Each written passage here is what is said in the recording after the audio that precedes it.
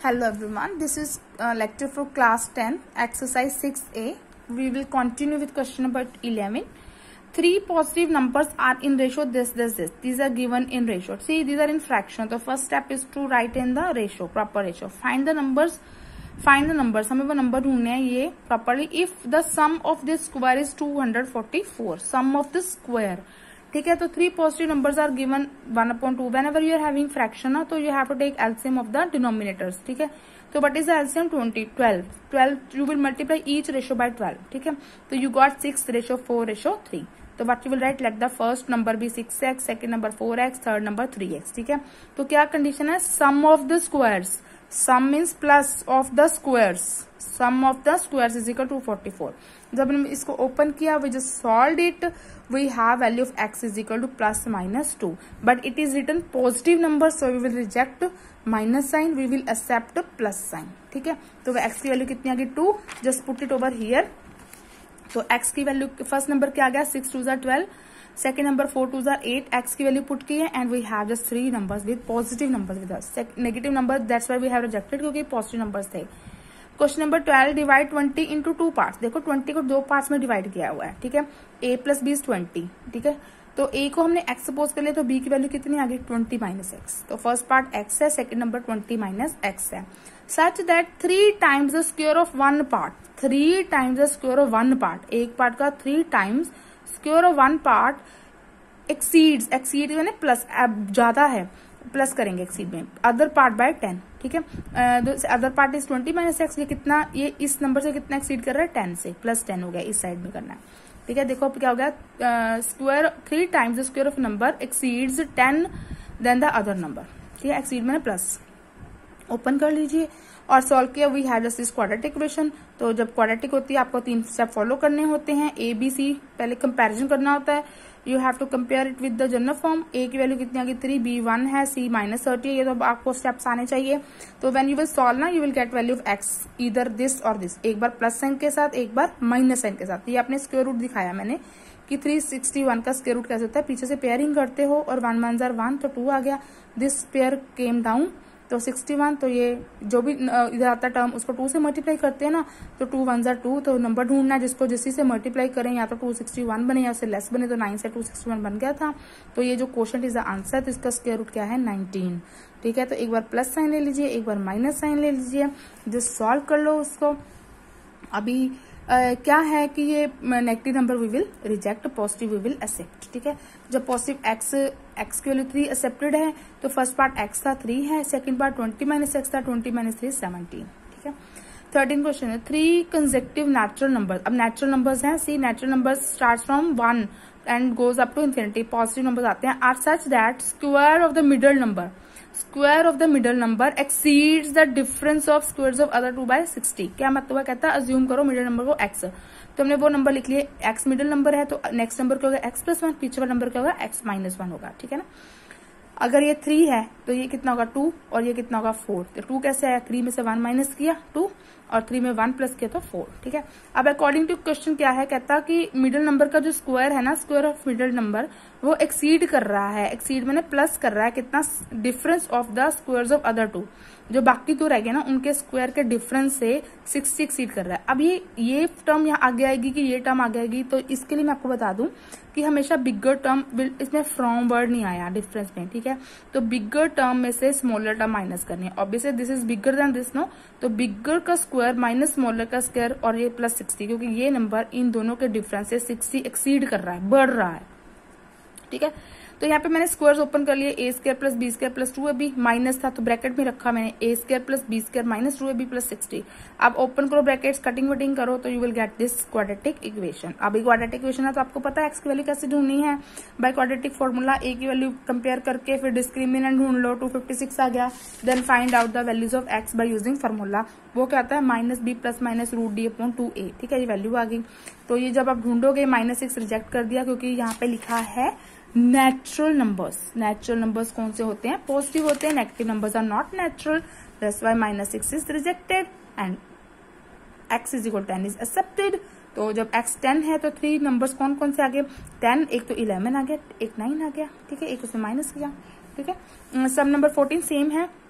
Out of 3 consecutive positive integers. देखो integers negative भी होते हैं, 0 भी होता है, पॉजिटिव, लेकिन हमने पॉजिटिव लेने हैं, नेगेटिव नहीं एक्सेप्ट करेंगे। Middle number is P. अब मिडिल नंबर पी है तो 3 नंबर है, तो कौन कौन से आएंगे नंबर? p+1 और पीछे p-1 ना। मैंने अभी बताया अगर यहाँ पे 3 है तो ये 3+1 4 हो जाएगा और ये 3-1 2 हो जाएगा। तो क्या -1 किया इधर +1 किया। तो क्या कहता है, if 3 times the square of largest. अब इन तीनों में लार्जेस्ट कौन है? ये 3 times square of largest number is equal to greater than the sum of the squares of other two. Sum of the squares, बाकी कौन रहेगा? ये sum of the squares of other two by 67। ठीक है, तो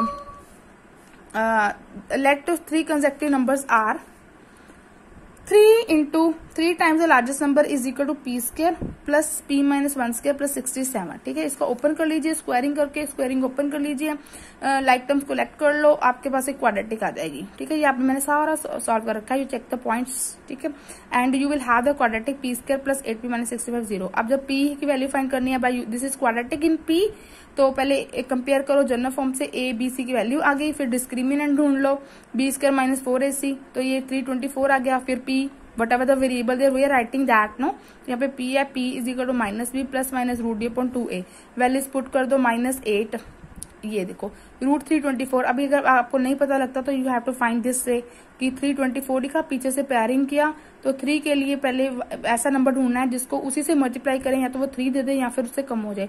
तो 1 1 1 आ रहा है, 2 2 4, 4 इससे बिगड़ था तो 1 ले लिया, 1 1 1, तो क्या माइनस क्या गया 2, और ये पेयर पूरा का पूरा नीचे आ गया। यहाँ पे कुछ भी नहीं था, यहाँ पे डिवाइजर चाहिए, जो भी नंबर हमारा आया था 1 उसको 2 से मल्टीप्लाई किया, 2 1 2। अब हमने वो नंबर ढूंढना है जिसको उसी से मल्टीप्लाई करें, या तो 224 बन जाए या से लेस बन जाए। तो 8 से जब मल्टीप्लाई किया था ना, देखो 8 से जब मल्टीप्लाई किया था, 8 8 64 एंड 8 2 16, 16 प्लस 6 इज 22।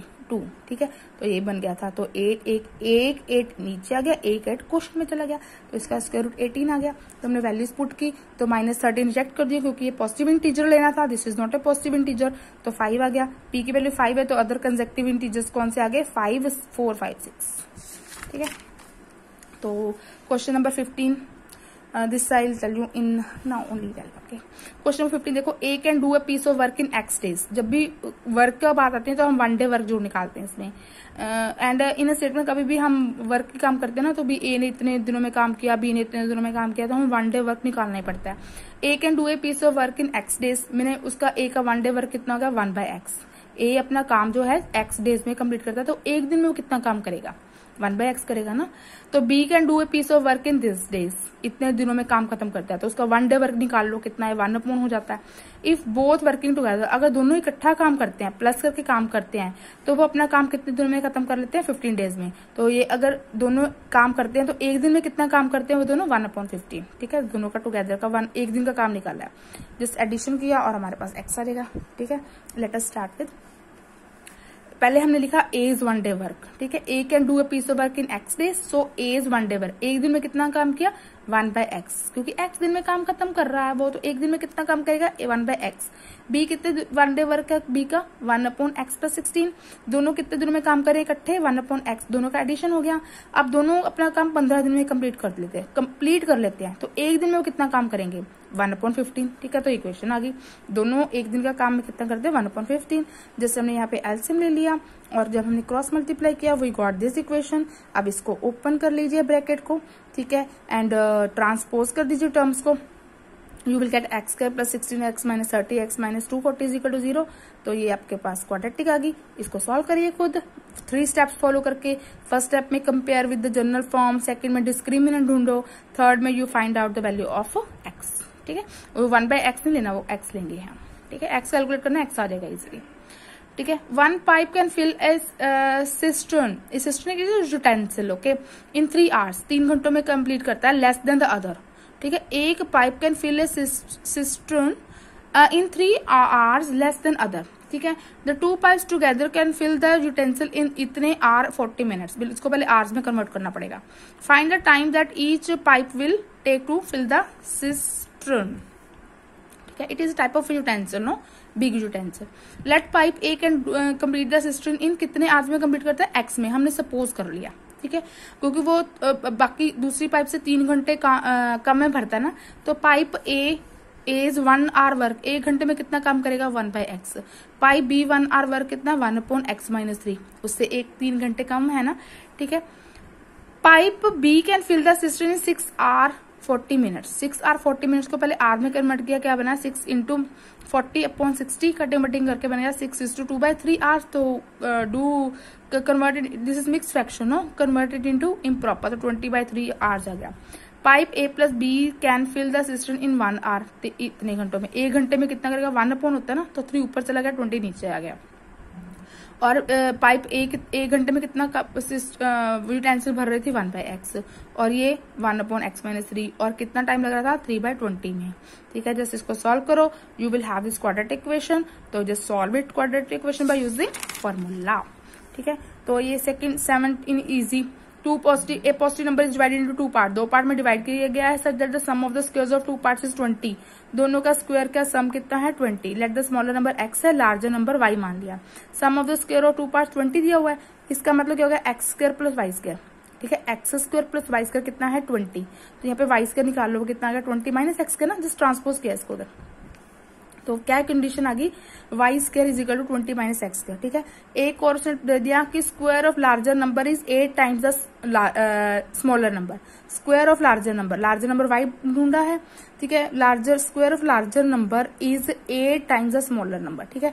तो y² कितना गया 8x। अब यहाँ से y² की वैल्यू उठाओ, इक्वेशन 1 में पुट कर दो यहाँ पे, तो क्या बन गया ये 8x = 20 - x²। अब टर्म्स को ट्रांसपोज कर लो उधर और रीअरेंज करो डिसेंडिंग ऑर्डर में, पावर में, ठीक है। अब ये क्वाड्रेटिक बन गई, इसको सॉल्व कर लो, find the value of x, that will be your, put it over here and that you will get the answer. x की वैल्यू यहाँ पे पुट की, और यहाँ पे y निकालने के लिए y पुट कर लो and solve it, that's all, okay.